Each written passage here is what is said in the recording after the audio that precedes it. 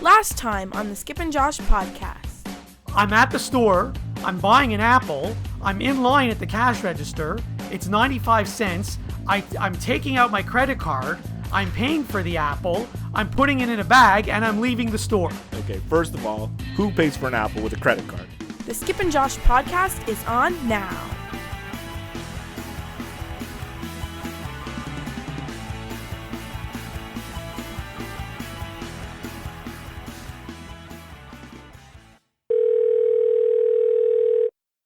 Hello.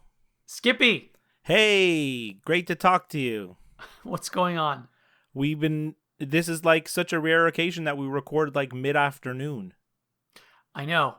I don't think we ever have done this. Well, just this day and time worked for me, so that's why we're recording now. Yeah, our schedules have been a bit tricky, so I'm happy that we can actually get a chance to record, so it's great. Yeah, by the way, I'm very cranky today. So I don't know how that's going to affect the show, but I'm very cranky today. You know, you had sent me some kind of crazy texts and said you were cranky. I was like, why? And you were like, oh, I don't know. I don't want to talk about it. Maybe we'll talk about it on the show.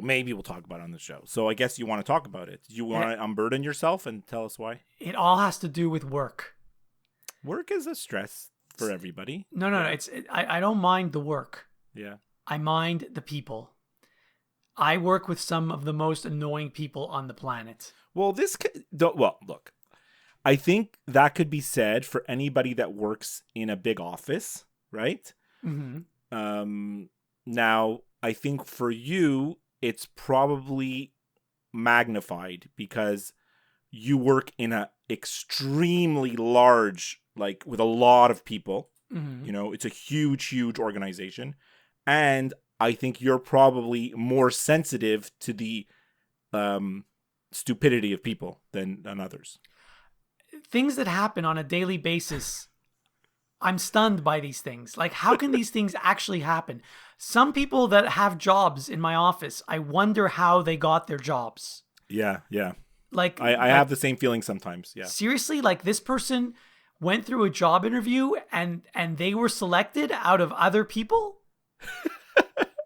These are questions that you ask on a daily basis? No, but like, for example. Oh, good. You're going to give examples. I know you don't want to talk about work all the time, so I'm glad you're able to give some examples. For example, if you give, like, let's say 10 different people a deadline. Yeah. And 9 of them meet the deadline. Yeah. And the 10th person completely disregards your deadline and then sends you the information far too late. What am I supposed to do with that? Well, is there consequences for not meeting the deadline? For this person, like... Not for this person specifically, like... I've been working on this one project for over a week now. Right. And I needed to get information from roughly 10 different people. And all but one of them sent me the information. In fact, the deadline was actually Wednesday, but people were still sending me information yesterday. Okay. Which was late, but I stayed late at work yesterday because I wanted to finish this project. Right. So I finished it around 11:30 p.m. last night. Right. Now Sunday, someone sends you the info. Sunday morning, this last person sent me the answer to the question that I asked more than a week ago. Right. Okay. You know, that person should be shot. But this person, like, are they like good or at least adequate in their job other than this incident? You know, I have no idea. To be honest, I have no idea. I know they've been there for a while, and apparently they're well respected by others, but I have no idea because I don't even know what they do. Yeah, okay. I get you.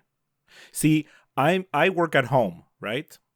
So while I do work for a very large company with a lot of people, and in my role in my job, I do have to interact. I'm like a point person for my group for many other teams. Like there's people in all our organization that come to our group, and I'm the one that they have to speak with. I'm like the first person that they get to.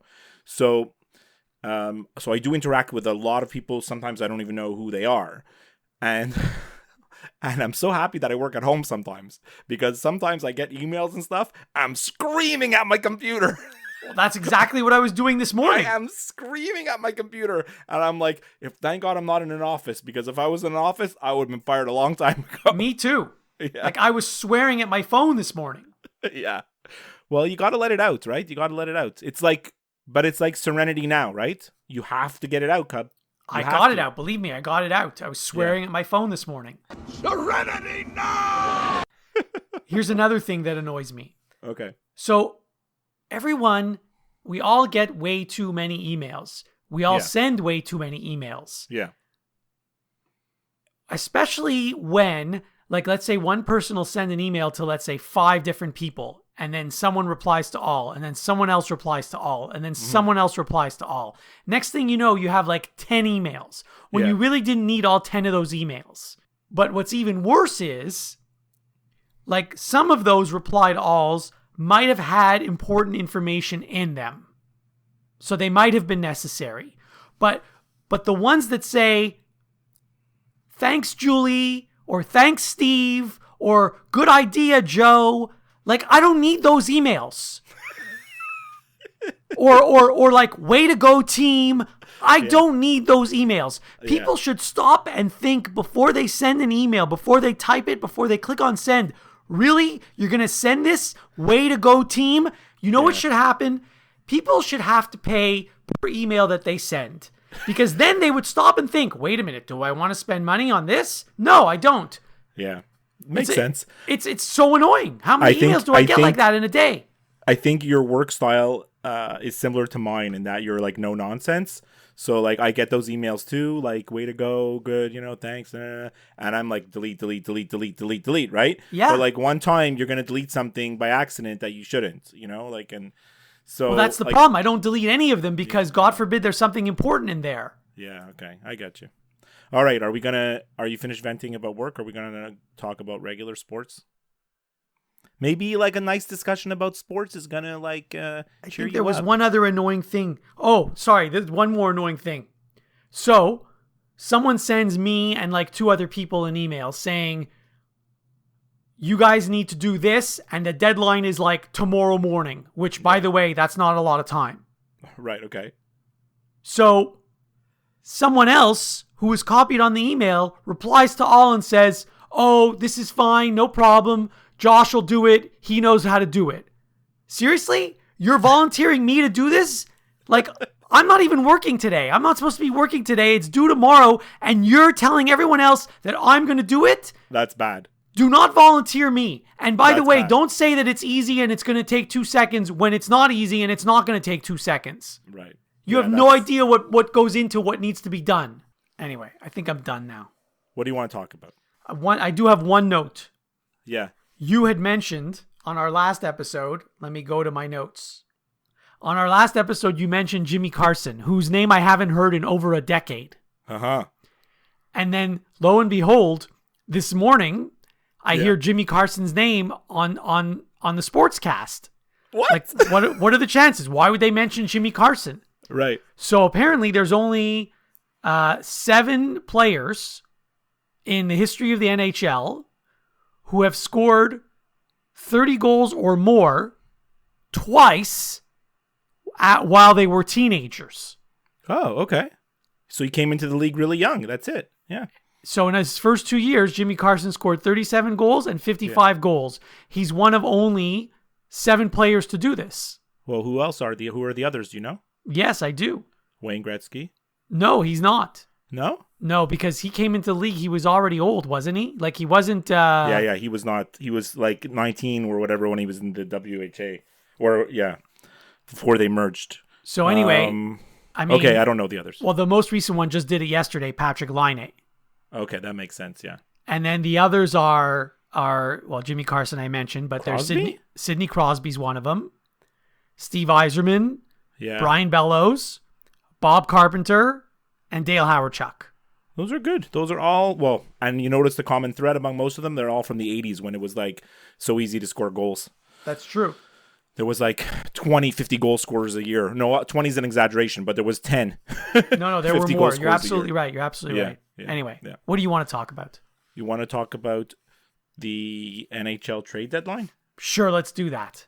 So we know that this episode is probably going to come out on Sunday night. So you're listening to it on Sunday night, or you're listening to this on Monday. So the trade deadline is Monday, and we apologize for that, but this is when we could get together and talk. So we're not going to have the whole picture. We're not going to be able to talk about every trade that happened, but we can talk about some of the trades that happened, and I have some thoughts about the possibility of a couple of other trades that I just find incredible. So the big news today, I mean, look, we're a Montreal and Toronto-based podcast, and the Habs and Leafs made a trade today. Which doesn't I know, I happen can't very remember often. the last time those two teams made a trade, actually. Well, I mean, obviously, like, I don't know if it's the last time, but the most memorable one, obviously, is like the Russ Courtnall, right? That's the most memorable one? Well, I mean, it was completely lopsided. They traded John Kordic for Russ Courtnall, so. There must have been one since then. There probably was, but I mean, yeah. Anyway, so the Habs did trade Thomas Plekanec. They granted our wishes, and Plekanec was traded basically for a second-round pick, and there's a few AHLers that, went along with the deal. The Habs threw in an AHLer by the name of Kyle Bond, and a guy I never heard of. And the Habs got back Kirby Reichel, who was a player I have heard of, but I thought he was better. I looked up his AHL stats. He's nothing special. So it's basically a second-round pick. I think Habs fans are going to be happy because the consensus on the sports radio here was a second-round pick for Plekanec was like the highest they were going to get. And there was even a possibility of, that he might just end up going for like a third, fourth, or even fifth-round pick, which I found incredible. So I'm glad the Canadiens were able to get a second-round pick for him. And I think he'll do well for the Leafs. I think he'll fit right in. He's a player they don't have a Thomas Plekanec. The Leafs are full of offensive players, right? And Plekanec will serve a purpose, whether it's a fourth line center or whatever the case may be, right? Yeah, listen, I'm thrilled that they got a second-round pick because I didn't think they were going to get such a high pick for him, Me to be too. honest. Apparently his profile in the league is higher than our opinion of him. You know what I mean? Okay, great. I'm thrilled about that. Yeah. And I'm all for stockpiling draft picks. Yeah. Like the Canadiens, a team like the Canadiens should try and get as many draft picks as they can this coming draft, next draft, whenever it is. Well, they have a lot of picks this coming draft. I think they have now 4 second-round picks, or maybe even 5. That said, I have two things to say. Yeah. One is a draft pick is only good if you use it properly. Yeah, that's true.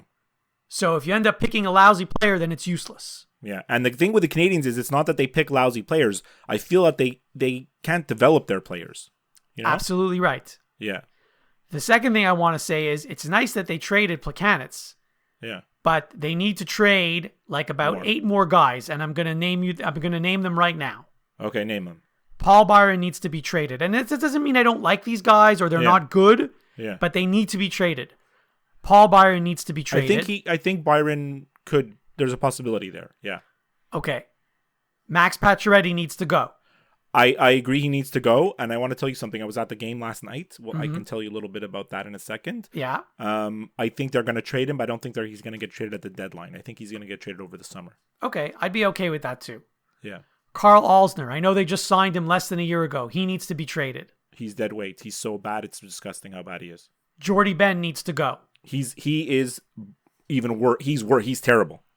And I don't care what we get for these guys, but they need to go. Yeah. No, I'm I not agree. done. I'm not done. Jeff Petrie, who scores a bunch of goals sometimes, but he needs to go. I'm not a fan of Petrie at all. I think the organization holds him in higher esteem than I think they think he's better than he is. And I think a lot of fans think he's better than he is because, like you said, he shows some flashes, right? Mm-hmm. I think he sucks, to be honest. David Schlemko needs to go. He's barely played, but yeah, okay. And then the last 2 guys, Yeah. who I know will not be traded, but they both need to go, are Shea Weber and Carey Price. Look, where you drew the line there is like the difference between a full rebuild and like a partial rebuild. Well, right? It should be a full rebuild because this team's not winning anything anytime soon. It's a matter of like opinion, and I don't know where I side on that, but I feel that as an organization, they're not ready to do a full rebuild. They still want to try to win with Weber and Price. So I don't think that I'm not disagreeing or agreeing. I'm just saying that's where I think they are. And I think though Weber and Price are not going to get traded, and Weber, it's impossible to trade Price. He's got a no movement clause. His contract is like ridiculous. Like, who's going to take him, right? I know, and it's also impossible to trade Weber because he's injured. He's done for the year. Well, they can't trade him now. They could trade him in the summer, but he's not going anywhere at the deadline. He's having surgery. So yeah. So I was at the game last night. Yeah. You asked me, why are you going to the game last night? You asked me like I was surprised. Well, back in November when the Habs still had hope, someone offered me some tickets. He gave me a choice of 5 games. And I chose this one because it was against Tampa. I figured a Tampa game in February could be fun, right? So anyways, Plekanec sat out last night. He wasn't dressed, so everybody knew he was going to be traded either within the next couple of days. And the Canadiens played a good game. It was an exciting game. There was breakaways galore. And they lost in the shootout, which is no shame, against Tampa. You know, it's funny because the Canadiens played like a pretty good game, considering like on paper the teams are not even close. Honestly, they're not even close. Is it possible? Is it possible that Tampa just didn't care? Well, I think Tampa is. I know you hate when people say this. I think they're tired, mentally tired. You know. They've gone through the season. When you're playing a team that's bad, and when you're on top of the standings, and you're playing a team on the bottom of the standings. There's always like this, like you're not up for the game. You know, the intensity might not be there. But let me tell you something about Tampa. We had seats behind one of the goalies in the third period. In the first and third period, the Habs goalies in front of us, right where we were sitting.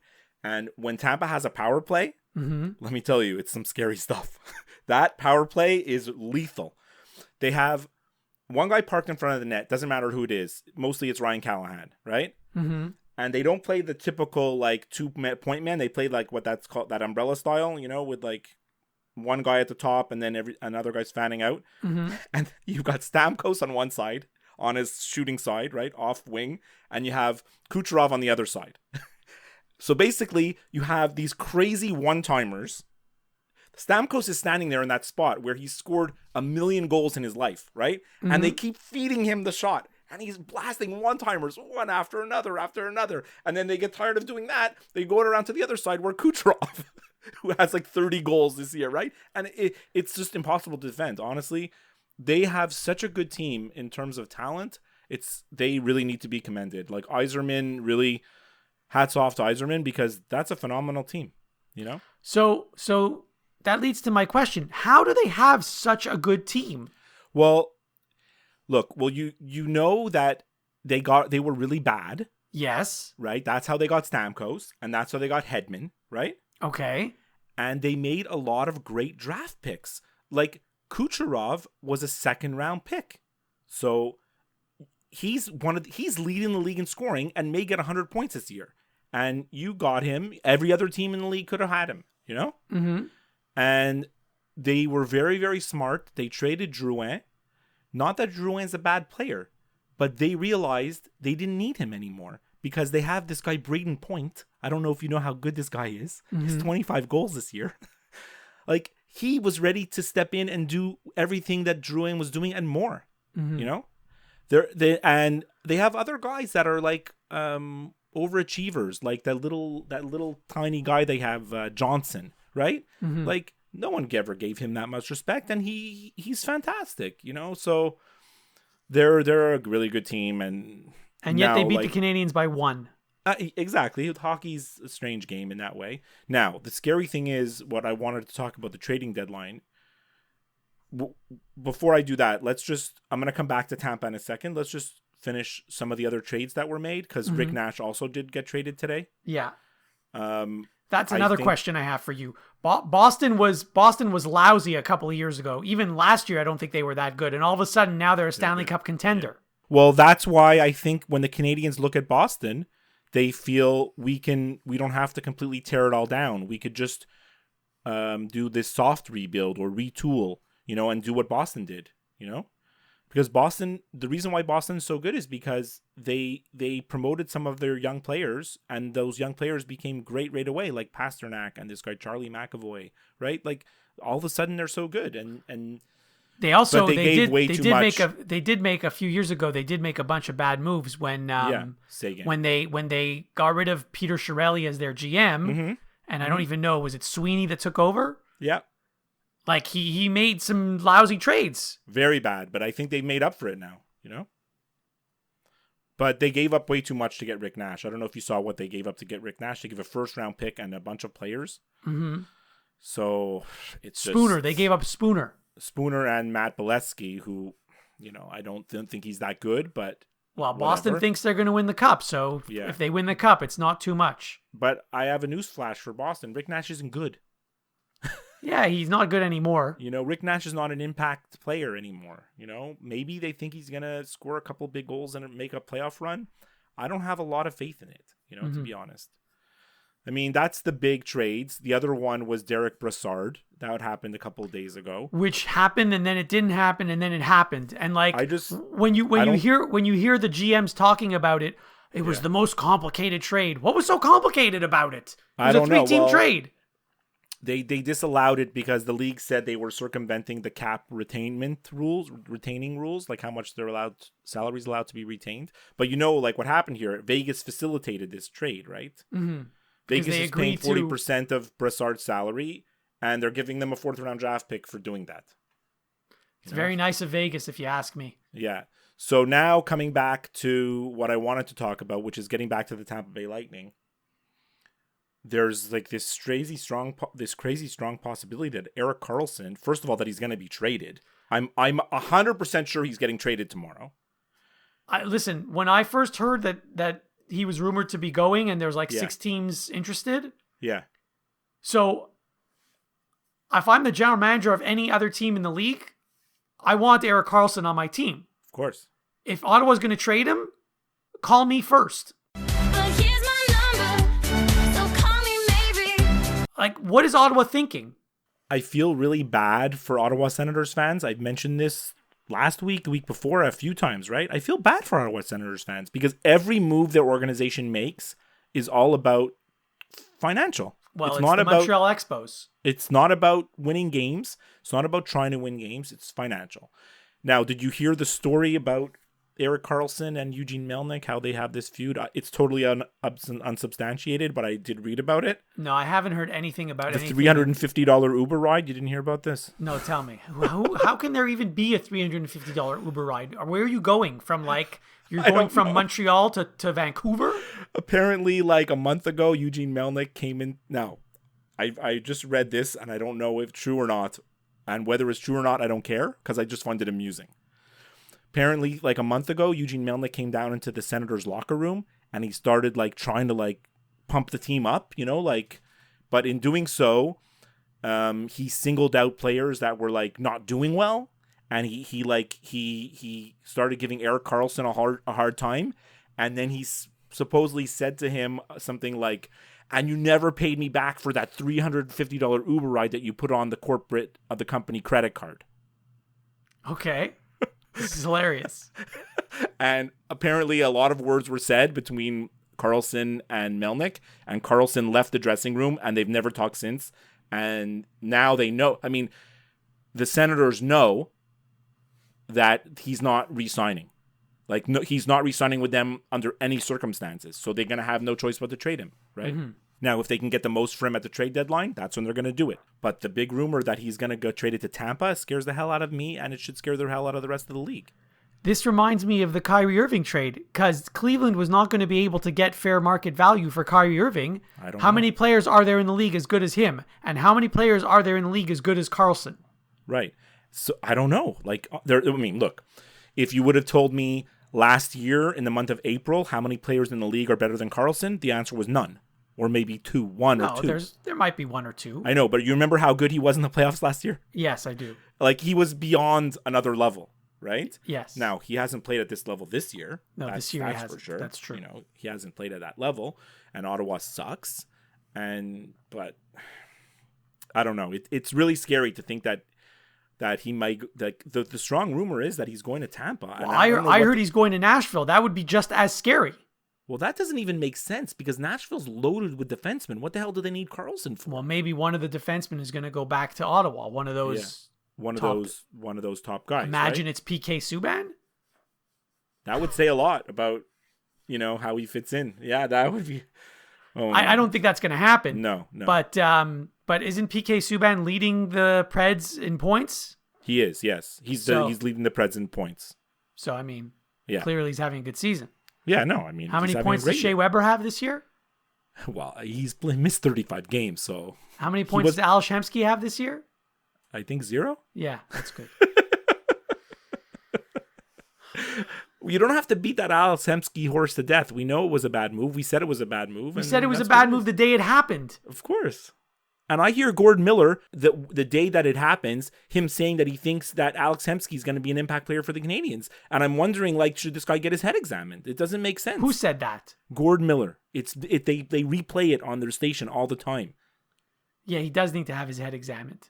Yeah. But also, the person who signed him, Mark Bergevin, needs to have his head examined too. Yeah. So, look, I don't want to get into it. We've gotten into it over and over, but like, Bergeron is going to be in charge of this rebuild or partial rebuild. This is very scary. And yesterday there was a move that happened. It's completely inconsequential, and it highlights exactly why Bergeron is incompetent.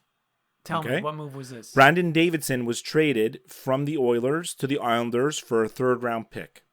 Yeah, Brandon Davidson was on the Canadiens last year. Brandon Davidson was on the Canadiens this year. And they let him go on waivers, and the Oilers got him for free. Okay. Free. 0. Well, I mean, that doesn't mean they would have got anything for him if they kept him and tried to trade him. Well, they just got a 3rd-round pick for him. the Oilers did. So something that you gave away for free, now the Oilers turned into a 3rd-round pick. Now, a 3rd-round pick, you can argue it doesn't matter. It's whatever. It's water under the bridge. Who cares? I'm not debating the merits of the trade or whatever. I'm just saying this move, it highlights everything that's wrong. It shows that the organization does not understand how to manage their assets. That's all it is. You have something, you get something for it. You don't give it away. I know this is going to sound funny, but having managed a few fantasy teams in my lifetime, I think I could run a professional team. I think I could. Yeah, okay. Yeah, well, I mean, you need to be aware that, like, what your guy's value is, And maybe you shop them around, and maybe everybody said they didn't want anything, weren't going to give you anything for him. So, hold on to him, They were so impatient. They didn't want to. They knew that they wanted to send him down to make room for who? Joe Morrow. It's quite pathetic. I don't know. So that's the trade deadline. We'll see what happens tomorrow, I guess, right? Yeah, I mean, first of all, the deadline is much earlier than this year. I thought it's usually like the last day of February, the first day of March. I don't know why it's so early this year. Well, I mean, it's almost the first day of March, so. Not exactly. It's only the 25th of February today. Yeah, well, that's in 3 more days. Yeah, but so why is it so early this year? Why is it not March 1st? I don't know. I couldn't tell you. So what's interesting, if you look on TSN's trade bait list, yeah, Erik Karlsson's vaulted to number 1. That's no surprise. And with good reason. And now Ryan McDonagh is number 2. So, I'm just saying, like, who might get traded tomorrow. And the rest of the guys are not that, I mean, there's not such big names there. After Karlsson and McDonagh, Evander Kane is there, Zuccarello. I mean, apparently the Rangers are trading everybody. But, and Max Pacioretty fell to 14 on the list. I guess TSN doesn't feel like he's going to get traded tomorrow. I want to give you a stat about Max Pacioretty last night. My son was going crazy at the game. He couldn't believe how bad Pacioretty was. Okay. Pacioretty had 3 breakaways in the game. Clear breakaways. Not only did he not score on any of them, he didn't get a shot on any of them. That's not bad. a shot.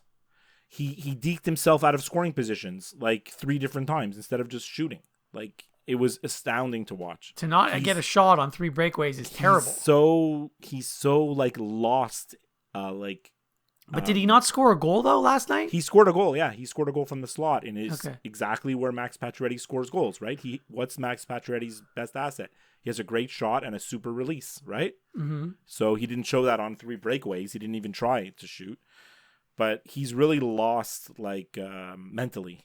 I think the trade deadline's weighed on him. He's just looks like a shell of himself. It's crazy. Like, the guy scored 30 goals every year, and now he has 17. So, all right. Well, I hope he's not on the Canadiens soon. Well, we'll see. No, the reason why I think he's not going to get traded tomorrow, and why I think he is a better chance in the summer, is because You know how this little thing goes at the trade deadline? It's the buyers and the sellers, right? Mm-hmm. So the buyers are the contenders and the sellers are the teams that are out of contention.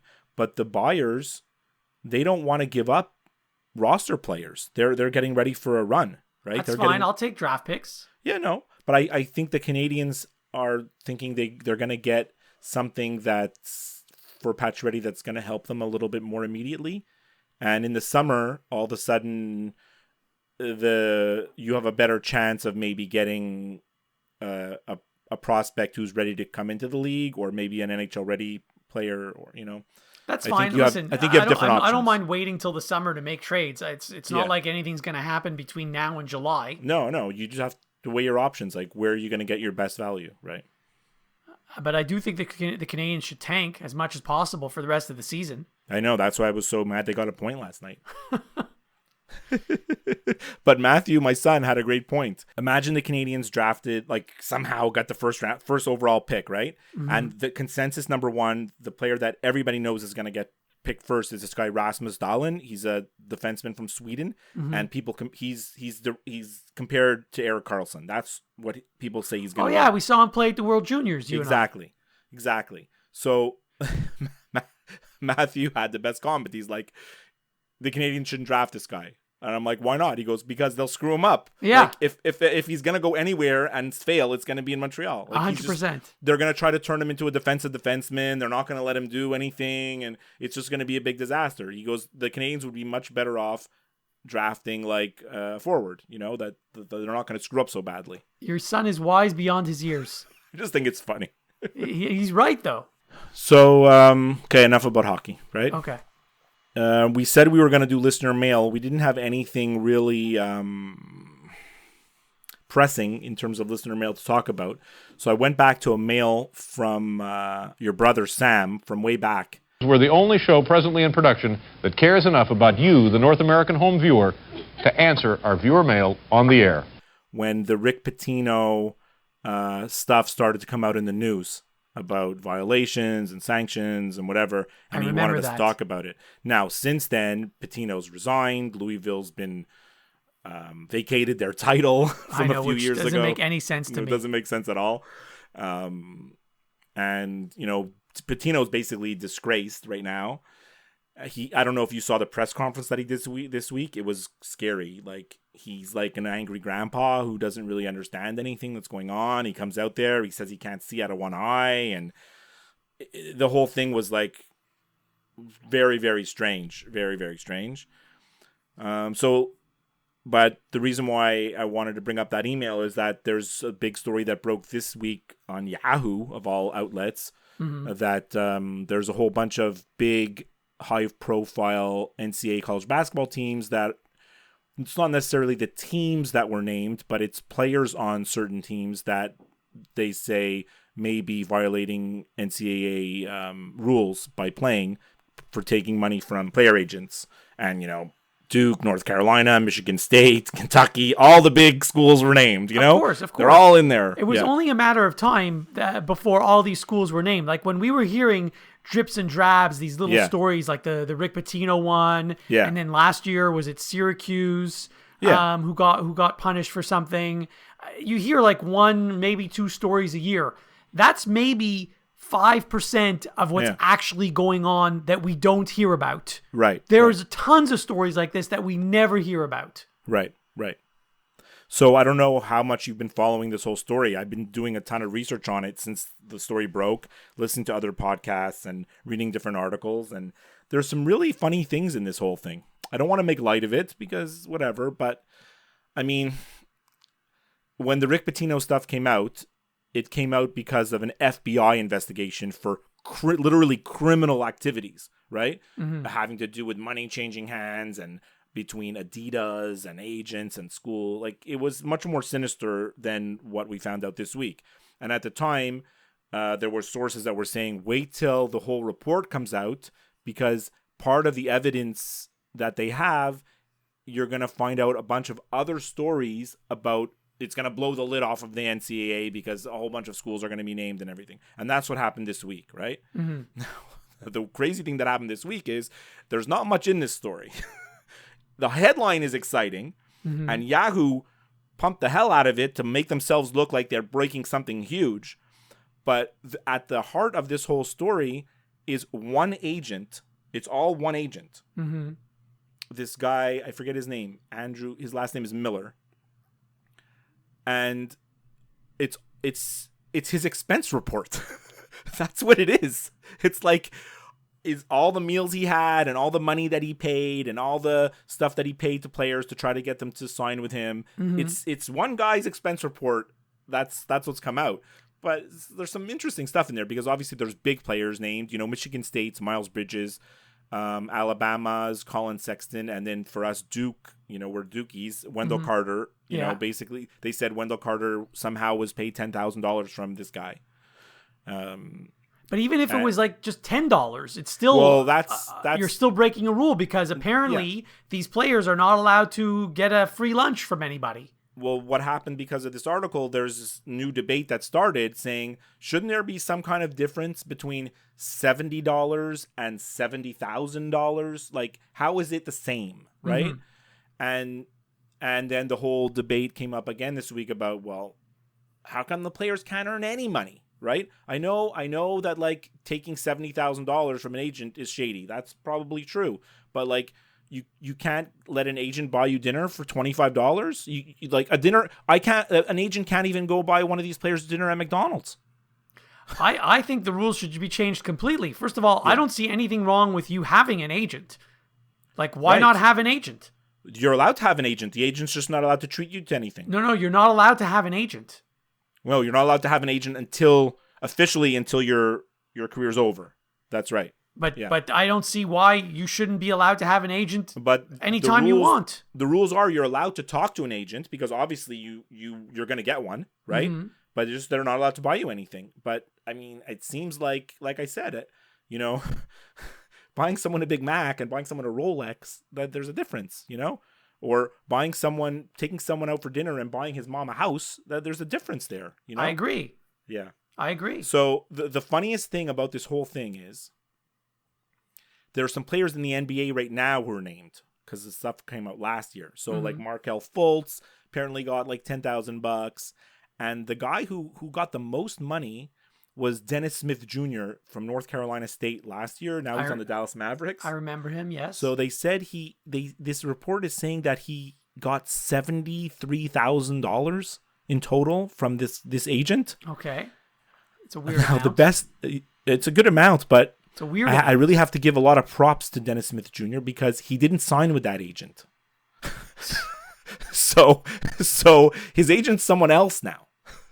Well, these guys can change agents anytime they want. I know, but like, he got $73,000 from this guy, and then he went and said, I'm going to take my business somewhere else. So, look, I don't want to make light of the whole thing. I don't know where it's going to go. Kentucky already came out with a statement saying they've done their own investigation and they didn't find anything wrong. Okay, but when a school does their own investigation, that means nothing to me. Because they're doing investigation to try to clear themselves. Yeah. So if they uncover something that's going to implicate them, they're not going to say anything. They're not going to say it. But Duke also came out. The Duke athletic director came out today and said they've done their own, and they said they don't think there was any violation.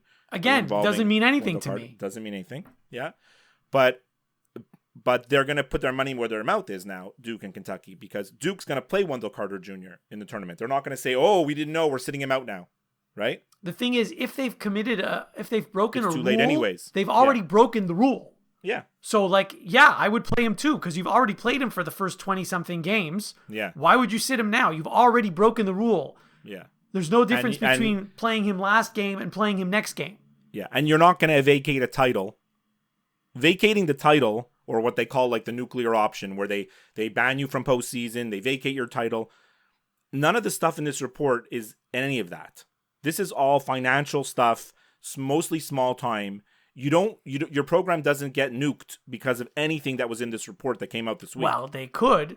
It's strike one or strike two. But no, they could say to all of these programs, even though you didn't know, you used a player who was not eligible, and therefore every single win you have for the last year doesn't count. They're not going to do that because that's the most extreme penalty that they give for the way worse stuff than this. Agreed. Right? Agreed. Yeah. The NCAA is such a it's almost as bad as the IOC. NCAA is bad because, yeah, look, I mean, you've seen I don't know how I feel about it. Like, you've seen that 30 for 30 about the Fab Five, Michigan. Yeah, Jalen but I Rose, don't Juwan remember. Howard. I don't remember. So Jalen Rose tells a great story, like in the documentary, you know. He's walking down the street. He's with Weber. He's with Weber or Howard, or maybe they're all together. I don't remember.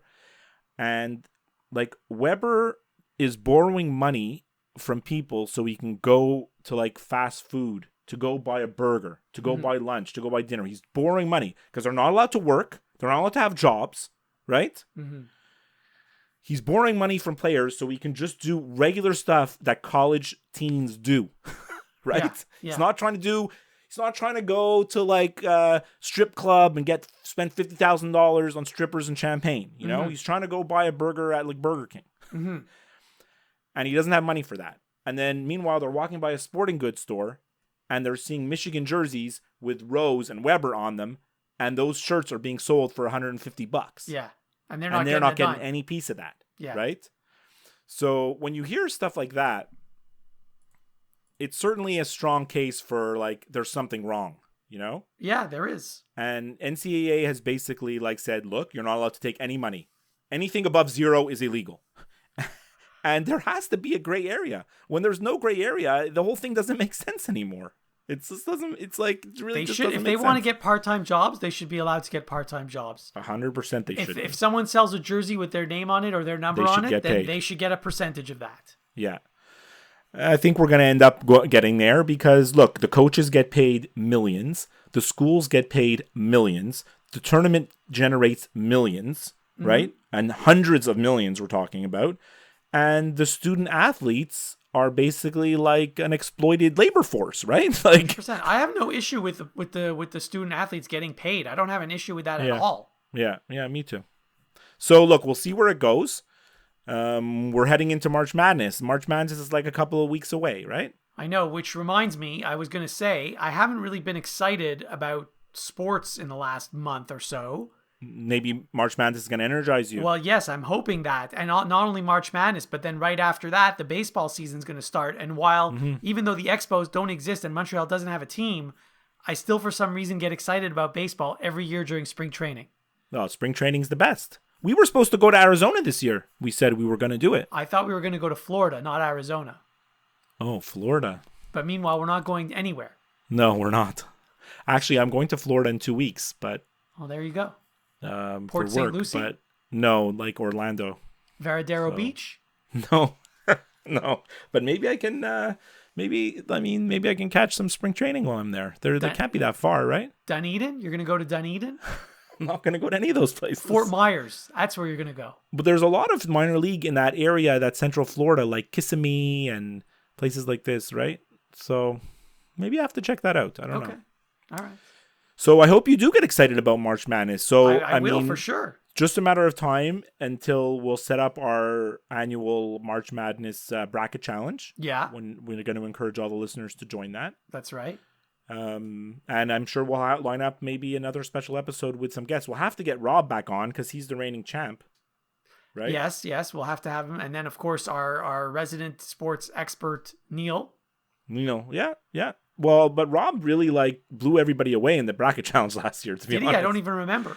It was, he did well. He really did well. Like when I saw the picks, I was like, how did he get all this stuff, you know? I think it's going to be much harder to pick this year because there's really no consensus. Wide open. Good team at all. Well, right now, like if you look at the top four and you think maybe that the top four will be the number one seeds, right? It's Virginia, Michigan State, Villanova, and then Xavier. But the top four change, it seems, every week. Yeah, no, they do change every week. And actually,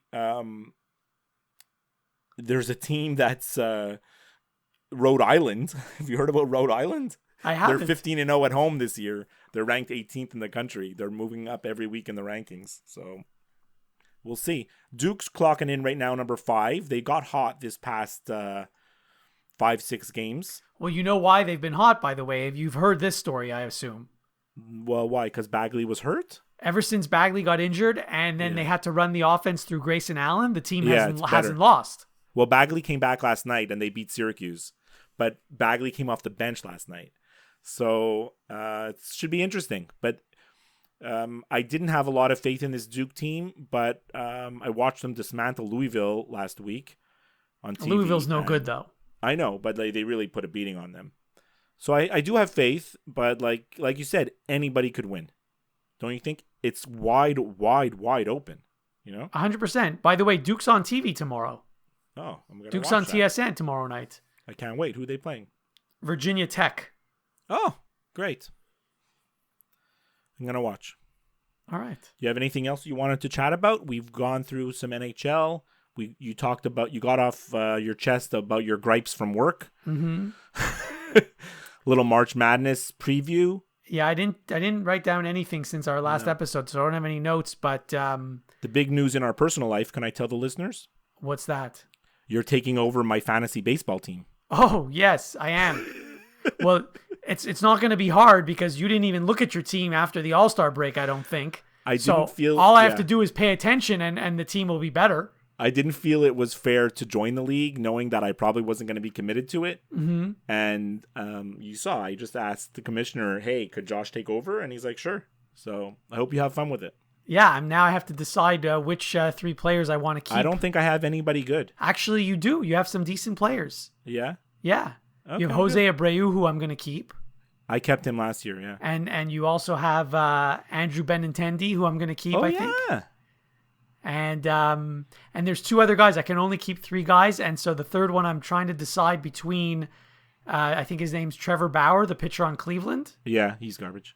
He's not that bad, actually. And you picked him really low. So But he's not a keeper worthy, I don't think. Well, but I mean, I would only cost me my 20th Oh, round pick. okay. Right. And the other player I'm considering keeping is Yuli Gurriel on Houston. Yeah, Gurriel, yeah.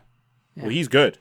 You should keep him. He has a big upside, but I think. you picked him higher, so I'd have to okay. I think I would have to use my 17th round pick. He has a high upside though, I think. And he's also missing the first 5 games of the season, by the way. Well, that's 5 out of 162. I don't think it's I know, but that's the whole first no week. great shakes. You were about to say something before I interrupted you as usual? Yeah, the only thing I'm going to say is I'm going to go out on a limb and say that next year the Eagles are not going to win the Super Bowl. Oh, I don't like that. Well, it's a like that fact, at all. though. It's a fact. You know it. I want to tell you that for Matthew's birthday, his birthday is always around the Super Bowl. Mm-hmm. So we never know what to get him for his birthday. I texted him. I wished him a happy birthday. He's very low key. Like often we're like, "What do you want for your birthday?" He's like, "Oh, I don't know." Sometimes we don't even get him anything. Mm-hmm. So this year, the day after the Super Bowl, he's like, "I know it was my birthday. Do you think we can go on like NFL.com shop and order a bunch of Eagles Super Bowl merchandise?"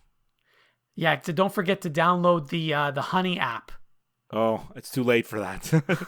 So he got an Eagles Super Bowl champion sweatshirt. Mm-hmm. He got a t-shirt that has a picture of the ring, like their championship ring. Mm-hmm. Although it's probably like they don't have the actual ring yet, so it's made up. Right. He has another t-shirt that's like Nick Foles MVP.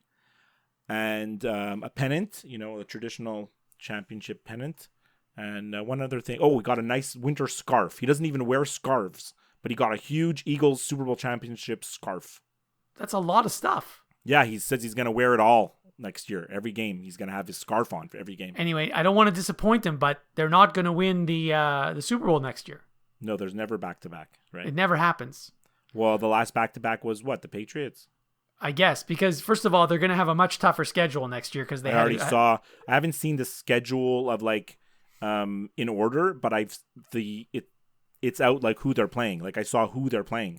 Not in the correct order, but right. Yeah, because I mean, they tell you what division you're playing from the other conference. And, it's tough. Their schedule is going to be tough. Well, of course, because they had a good record.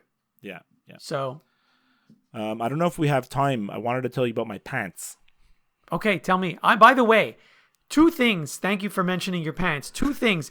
I've been promoting to you for the last, 6 months, maybe 12 months, 2 different things, and finally you've come around. What are they? One of them is the ABC pants from Lululemon. Yeah. And the other one is the show The Goldbergs, which you've been dissing, and only now have you started to realize how good it is. And by the way, you haven't seen any of this season. This season's probably the best season. You're right. I should just not resist, and I should just listen to you right off the bat. because I don't know why. I'm not listening to you. I did go on a trip for work, and you end up watching shows sometime on an airplane that you normally wouldn't watch. And I watched the Goldbergs, and the flight was delayed, so we were on the plane longer than usual. I got to watch 3 episodes of the Goldbergs. It's really clever. It's really funny, but like it's just clever. The way it's written is smart.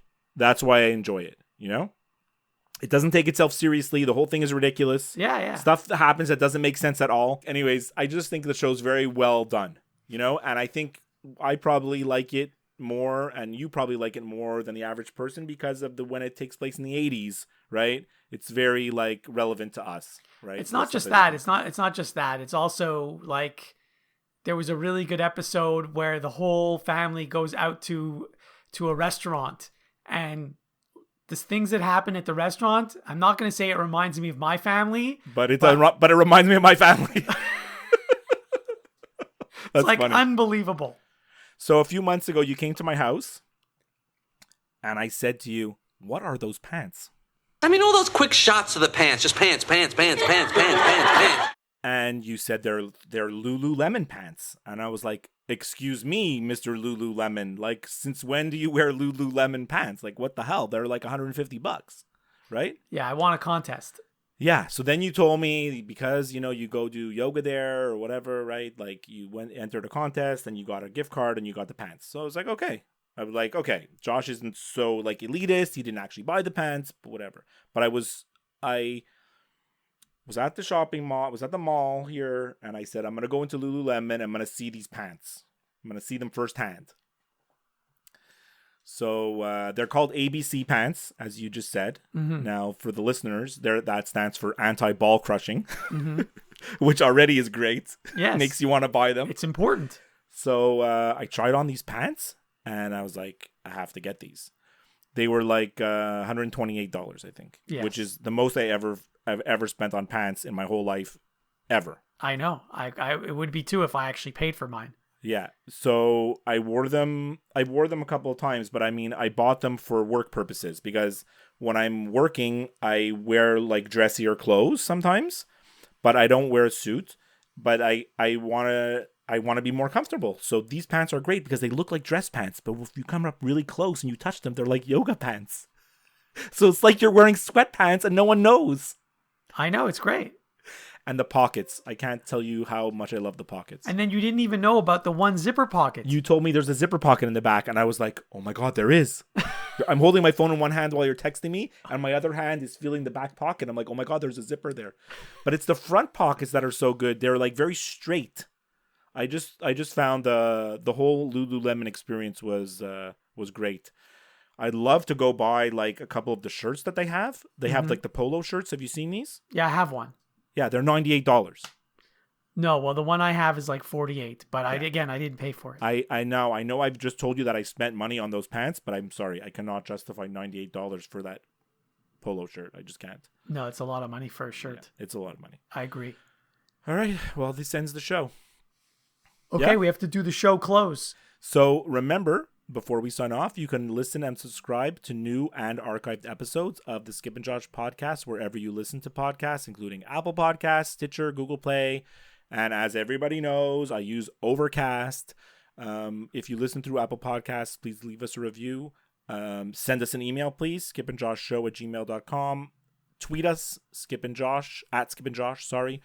Or, go and like and follow our Facebook page. You can get updates there about what we're up to. And of course, if you go to skipandjosh.com, you'll get the little overlay, which will prompt you to join our mailing list. And if you do that, please submit your email address, so we'll send you some emails.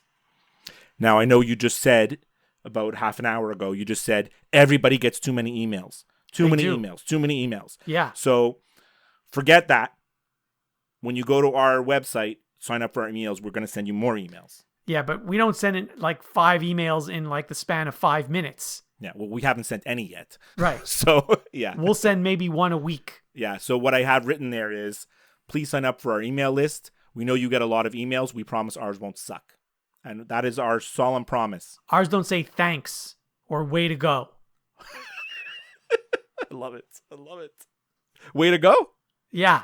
Since when is positive encouragement not wanted? Just don't send me an email. If you're going to send me an email, you know what it should say? Thank you for doing this. This is excellent work. I appreciate it. End Right. of story. End of That's story. what the email should say if you're sending it to me. I love it. All right, Josh. I'll speak to you next time. We'll see if Erik Karlsson gets traded by the time this episode gets released. Okay, cool. All right. Bye. Bye. The Skip and Josh podcast is over now. Don't worry, there'll be another episode soon.